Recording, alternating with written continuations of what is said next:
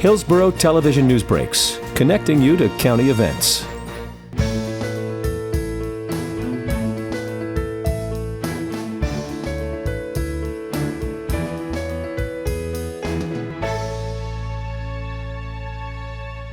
I welcome you to today's groundbreaking. When I was a child, there was a spiritual that my grandmother used to sing, and it started out something like, "Oh, happy day," and this is truly an oh, happy day for the event that we have. And it's not the end of what we have done here, because this library has a long history. It's just the beginning. It's going to go to new and higher places. And I think all those who are no longer with us that used and spoke at this building are looking down and being very, very happy at what we're doing today. This building's been here not too long, but long before this, even before Brenda Staten and I were born, they had the Harlem Library. And Ada Payne, for whom the Friends are named, was a librarian there. I don't know how many years, but it was a long time. And I'd like to tell you another story about a man by the name of Andrew Carnegie. I just finished reading his autobiography, and I like to talk about something right after I've read it so I don't forget it too much. He came to this country when he was 14 years old, and he was very poor. And he had to get a job, and he got a job as a delivery boy for $2 a week to help support his family. But one of the greatest things he says happened to him in his autobiography was that his boss had a library, and he let the workers take a book each week, and he got a new book every week, and he read these books until he'd read every book in the library. And he attributes that to his later success. That success was that he became the richest man in America. And you know what he did with that money after he got it? He gave it away to libraries.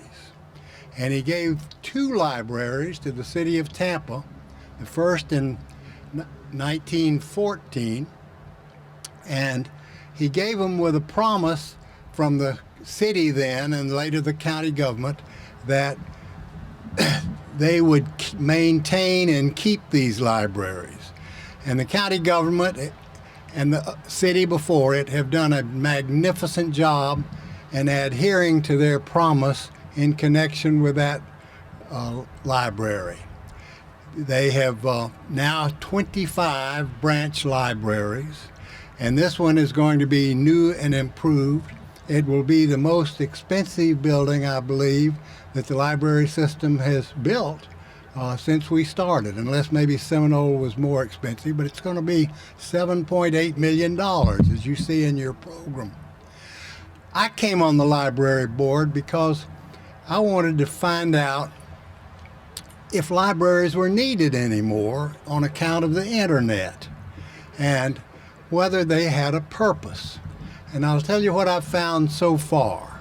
There are at least 3 really good reasons that we still need libraries.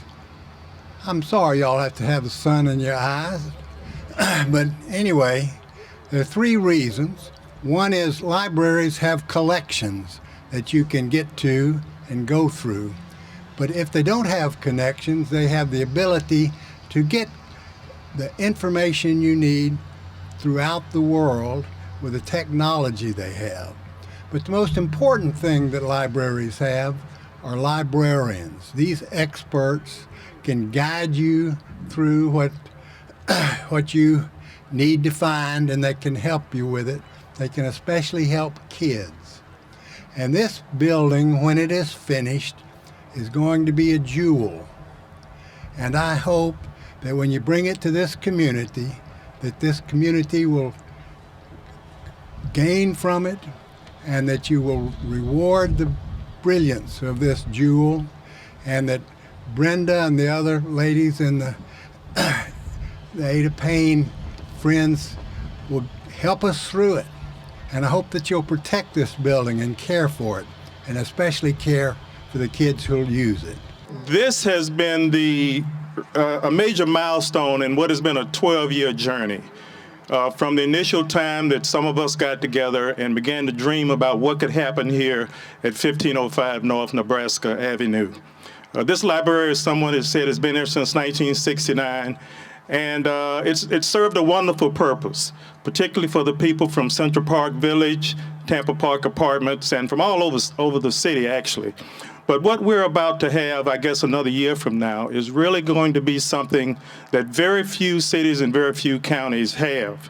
And I'm very pleased to have been a part of that, and we just can't wait until the facility opens. I'm especially happy to be president of the Robert W. Saunders Library Foundation Incorporated, and we do have some of our board members here and some members, because I'm blessed to have known Bob Saunders. And many of you also knew Bob Saunders. And he would be so pleased, and Helen Saunders would be very pleased also if they were here today. In fact, they are here, Ann. They're both here in spirit. And so we do this in Bob Saunders' name. Because there is a need, I believe, to learn more history of the continent of Africa, as well as African American history, this library is going to play a very special role. In addition to being a public library, it will have an African American Cultural Arts Center on the first floor, and on the second floor, an African American Research Library. The construction of the new Robert W. Saunders Library is a dream come true. We extend our gratitude to the Library Board, Library Director Joe Stein, the Board of County Commissioners Les Miller, and members of the community who share the Robert W. Saunders Senior Library vision with us. Your belief in our vision brought forth the funding for this project. Today, the reality of the dream begins after the demolition. The dream via construction reveals a state-of-the-art library that brings to life the history of Robert W. Saunders and the embedded history of our community, as well as the latest in technology and the multiple uses of the library. My grandmother, Ada T. Payne, served as librarian at the Harlem Branch Library, located at 1404 Central Avenue.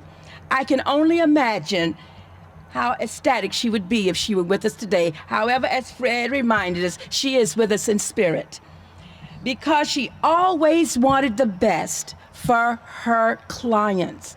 And we were the go-to people. That my cousin and my brother and I went to the free library on 7th Avenue to be able to get for her clients what she wanted.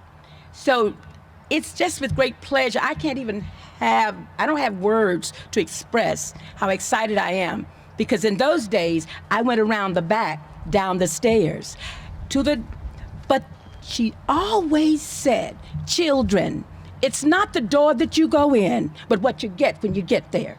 And I have lived with that ever since I have been an adult. And so then, I want to thank all of our advocates, because without this, as Fred has prior told you, we couldn't do it. And in closing, I want you to ponder some quotes. George Washington Carver, where there is no vision, there is no hope. And then Carl Sandburg, nothing happens unless first a dream. Thank you. On behalf of the Board of County Commissioners, I salute the Friends of the Urban Libraries and the Robert W. Saunders Foundation for their dedication to supporting public libraries, education, literacy, and the preservation of local African American history. Today, with the help of this bulldozer behind me and the guy standing there, he's ready to go. Our ceremonial groundbreaking will start with the demolition of a corner of the old building, making way for a new two-story, 26,000 square foot facility that will be over 3 times the size of the library behind us. There's a lot of history surrounding the public library dating back to 1933, when it originally was opened and called the Ybor Branch Library and was located on East Broadway, even though it was just 1 block outside of the Ybor City boundaries. In 1968, construction of a new library was started in the same location and was dedicated in January of 1969. It was planned as part of the 1968 Model Cities Maryland Avenue Urban Renewal Project. On November 5th, 2003, the name was changed from the Ybor City Branch Library to Robert W. Saunders Sr., civil rights activist and former NAACP field director. And let me tell you something. Those of you who knew Robert Saunders, when you sat down with him, you couldn't talk. Just forget about it. You couldn't say a word. You just sit there and you listen. And believe me, I wouldn't be where I am today if it wasn't for a gentleman like Robert Saunders. Bob grew up just 2 miles west of the library that today bears his name. He was a wonderful civil rights advocate and a people's advocate. As Hillsborough County Equal Opportunity Administrator, he was a gentleman who believed in equality for everybody. Friends remembers Bob's heart being as big as he was tall. This library provides additional program space to meet the needs of the Ybor City area and includes a children's library on the first floor with special programming, a circulating materials with a walkway connecting my junior high school alma mater, Booker T. Washington Elementary School. There will be displays, several interactive depicting local African American history. There will also be a special library focused on African American history and a community room that will seat 350 people. The magnificent stone mural, along with the entrance, were titled Symbols of Mankind, created by local artist Joe Testa Secca, will be preserved and be installed as an integral part of the new library. The mural will create the reflections of the diversity of community and the knowledge found within the walls of the building. So, Mr. Bulldozer, you ready to start? Sir. Crank it up. So, at the count down from 5 down to 1, when I finish this, he'll do his thing. So all together, 5, 4, 3, 2, 1.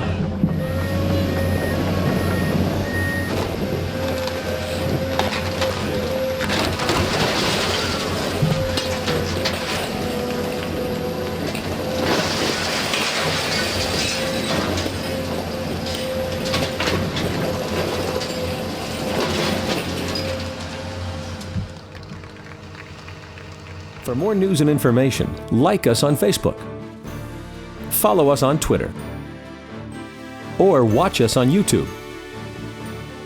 This program was brought to you by Hillsborough Television. Visit our website at htvonline.org.